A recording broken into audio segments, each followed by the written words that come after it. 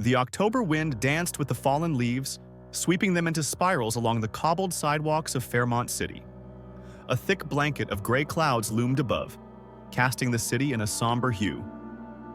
Hello, everyone. Enjoy these relaxing moments as you watch. Claire Bennett tightened her coat's hood and quickened her steps. The Sunday farmers market on Maple Street would close in an hour, and she still needed to buy vegetables, fruits, and herbs for the week, a routine she kept even after her marriage ended and she was once again cooking for one. Her mind raced through a list of work tasks, client reports, invoices, a call to her mother, while her fingers clutched a crumpled receipt with scribbled groceries to buy. To most, it was just another Sunday. But Claire, lost in routine and loneliness, had no idea her life was about to change forever. Before we get into what happens next, I'd love to know what country you're watching from, and I'd like to wish you well. As she neared the market entrance, familiar sights and scents greeted her. Farmers arranging their last apples of the season, a fishmonger bargaining loudly, vendors starting to pack up crates of unsold produce. Claire wove through the crowd like a leaf in the wind, a quiet observer in a city of strangers. Then something tugged gently at her coat sleeve. At first, she thought it was accidental, but when she turned around, she froze. A boy, maybe 8 years old, stood before her with dull, stormy gray eyes that pierced through her, too serious, too heavy for his young face. His clothes hung off his thin frame, an oversized, worn-out jacket, ripped jeans, messy blonde hair tangled as if he hadn't seen a brush in days. But it wasn't his appearance that struck her. It was the bundle in his arms wrapped in what used to be a white blanket. A baby. A real sleeping infant. His tiny pink cheeks contrasted sharply with his pale, weary face. The baby stirred and whimpered softly in sleep, nose twitching from the cold. "Ma'am," the boy said quietly but firmly. "Would you like a baby?" Claire blinked. "Please take my brother," he whispered. "He's 5 months old and really hungry." Those words hit her harder than any slap. She stumbled back as if the world had suddenly flipped upside down. The market continued around them. No one noticed. No one cared. People walked past the children like water flowing around a stone. The boy's eyes stayed on her. "Mom said she'd come back," he added, "but she didn't.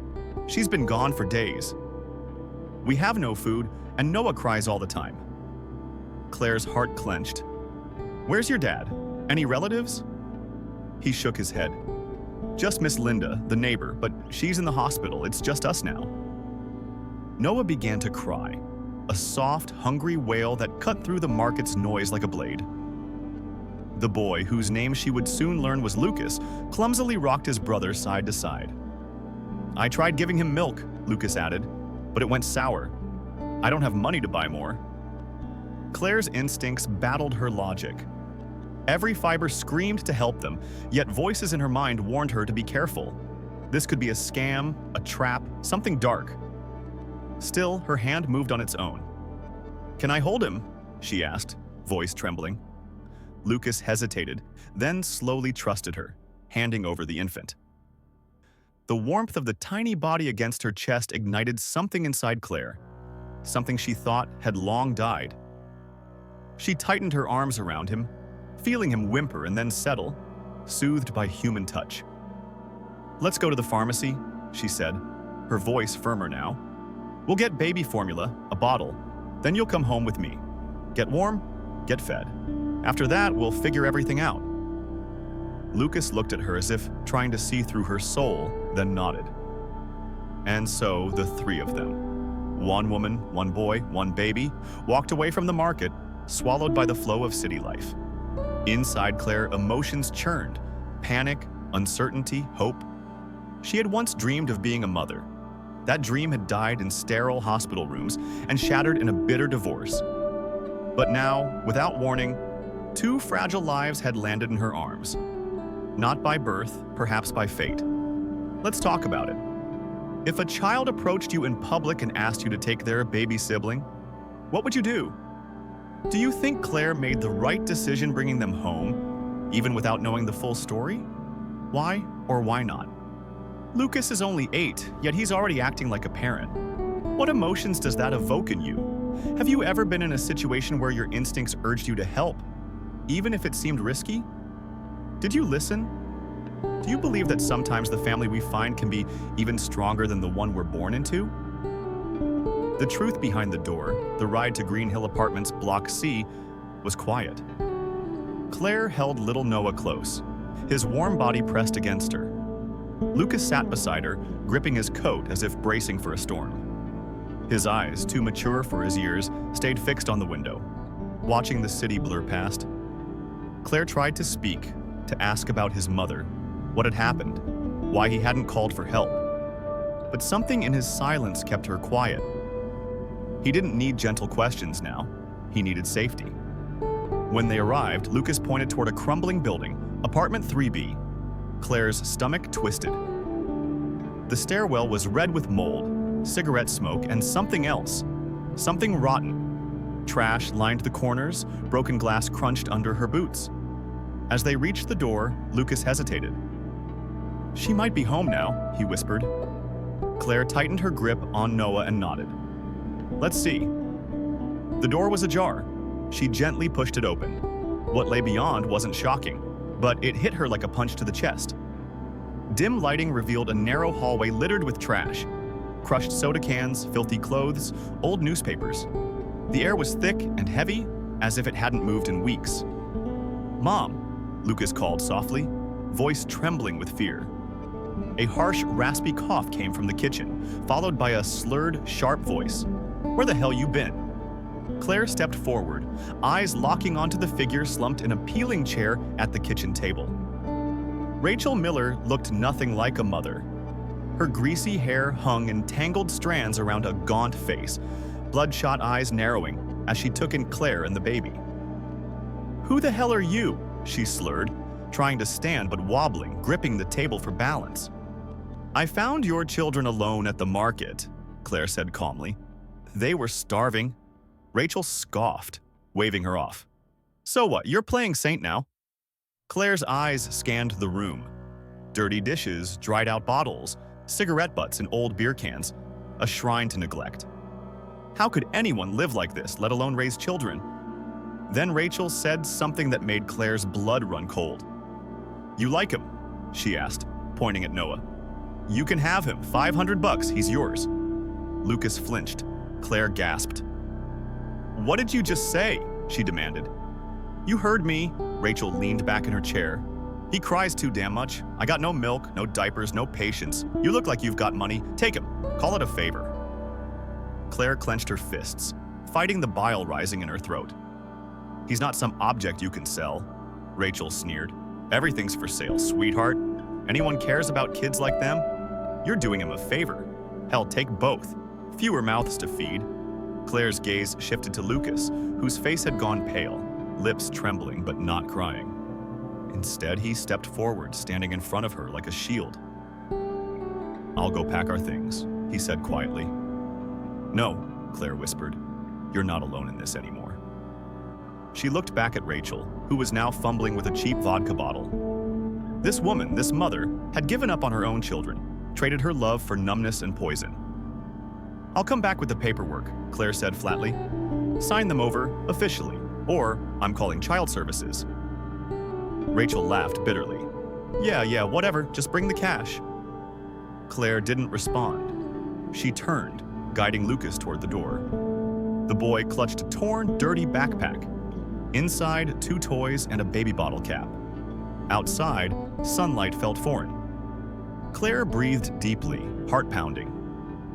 "What you did in there," Lucas said. "I didn't do anything." She interrupted softly. "Not yet. But I will." As they headed to her car, Lucas suddenly asked, "Are we going home now?" Claire looked at him, really looked at him, seeing a boy who had cared for a baby for days with no help, no food, no love. A boy who should have been riding bikes, not rocking his infant brother to sleep on an empty stomach. She reached out and took his hand. "Yes," she said. "Let's go home." If you were Claire and you heard a mother trying to sell her child, what would you do?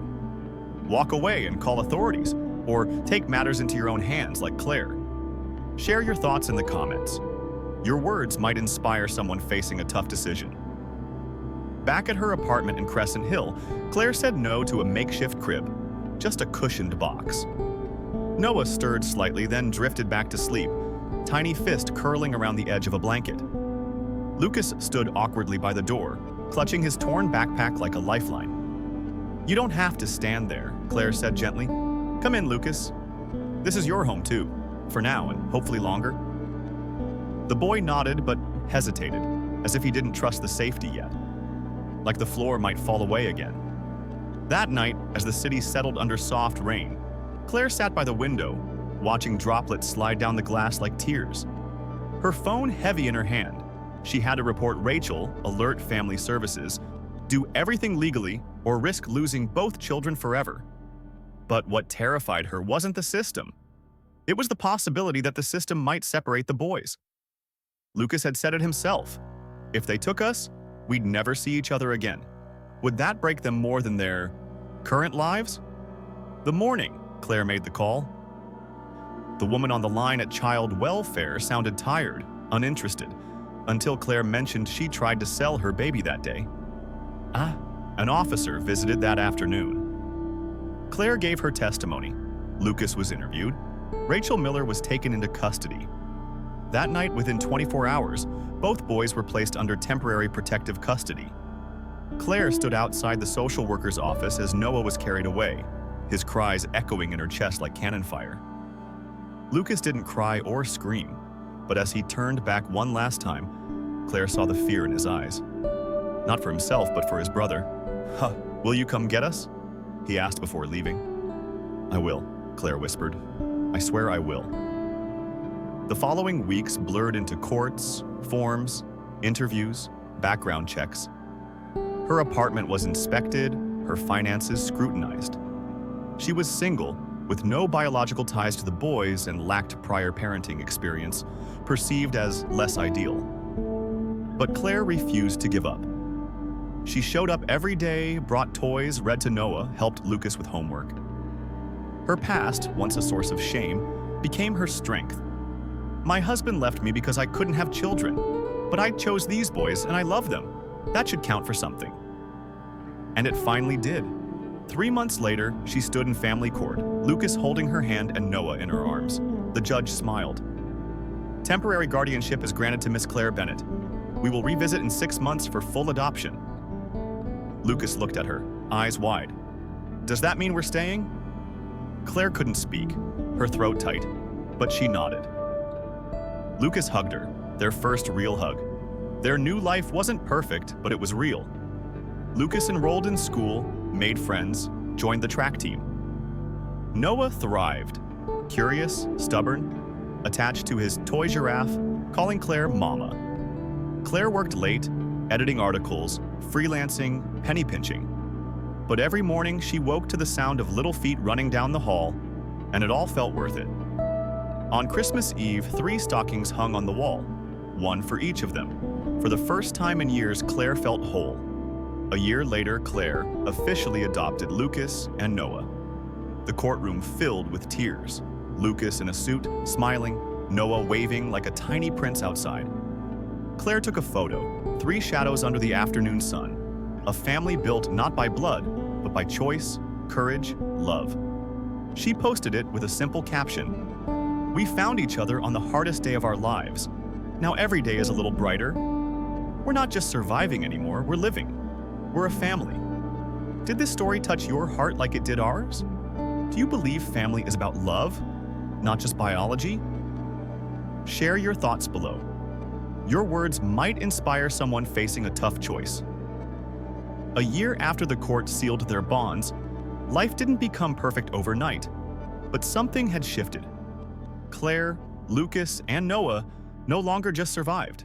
They lived. Claire's once silent apartment transformed into a lively home. Hallways adorned with finger paintings, the fridge covered in school awards and crayon scribbles. The calendar tracked soccer, dentist visits, and her new business, her handmade toy shop Kindstead, which she started to help others heal. She taught classes, sold her creations online, hired single moms. Her dream was now her mission, creating joy. Lucas, now 10, was doing better than anyone imagined. His nightmares faded, his laughter filling evenings. He excelled in science, helping classmates, becoming the heart of the classroom. Noah, nearly 2, was full of questions, following Lucas everywhere, calling him Lulu and Claire Mama Bear. His mischievous eyes and giggle brightened even Claire's darkest days. One winter evening, Claire cooked dinner while Lucas helped Noah with wooden letter blocks spelling D-O-G. Noah grinned. "Dog." "Close enough," Lucas said. Claire turned, drying her hands.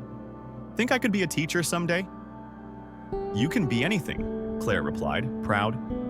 Then softly, "Maybe a good dad someday?" "Not just a kid?" Lucas asked quietly. Claire knelt beside him. "You already are. You've protected and loved your brother in ways some grown men never could. That's the best kind of father." He didn't speak immediately, but then hugged her, out of love, not fear. That weekend, Claire packed them into the car for a snowy mountain getaway. Lucas had never seen snow like this. Noah squealed as his boots sank into powder. They built snowmen, made snow angels, and laughed. Sitting by the fire later, Lucas said, "This is the happiest I've ever been." Claire's heart squeezed, because those words were true. Back home, she received a letter from the social worker. The biological mother of Noah and Lucas has voluntarily relinquished all rights. The final step for full adoption is complete. Your court date is upcoming. She sat trembling, feeling like a mother already, waiting to make it official. On the day of the hearing, Claire dressed Lucas in his favorite navy sweater and Noah in a red bow tie. Together, they entered the courthouse. The judge, a kind woman, asked, "Are you ready to make this official?" Claire nodded, eyes glossy. "Yes, I promise to love, support, and protect these children forever." The judge smiled. "By the authority vested in me, I grant full legal adoption. Congratulations. You are their mother." Lucas, with wide eyes, asked, "Does that mean we're staying?" Claire nodded, unable to speak, and Lucas hugged her. First a real hug. Their new life wasn't perfect, but it was real. Lucas enrolled in school, made friends, and joined the track team. Noah thrived, curious, stubborn, attached to his giraffe, calling Claire Mama. Claire worked late, editing articles, freelancing, every penny tight. But each morning, the sound of tiny feet running down the hall made everything worth it. On Christmas, 3 stockings hung, one for each of them. Claire took a photo, 3 shadows beneath the sun, a family built not by blood but by choice, courage, love. She captioned, "We found each other on the hardest day. Now every day is brighter. We're not just surviving, we're living. We're a family." Did this story touch your heart? Did it remind you that family is about love, not just blood? Share your thoughts below. Your words might inspire someone in need of hope today. If you enjoyed this story, we invite you to give it a like and subscribe to our channel. Your support motivates us to keep bringing heartwarming stories almost every day. We are very grateful for your support. See you soon.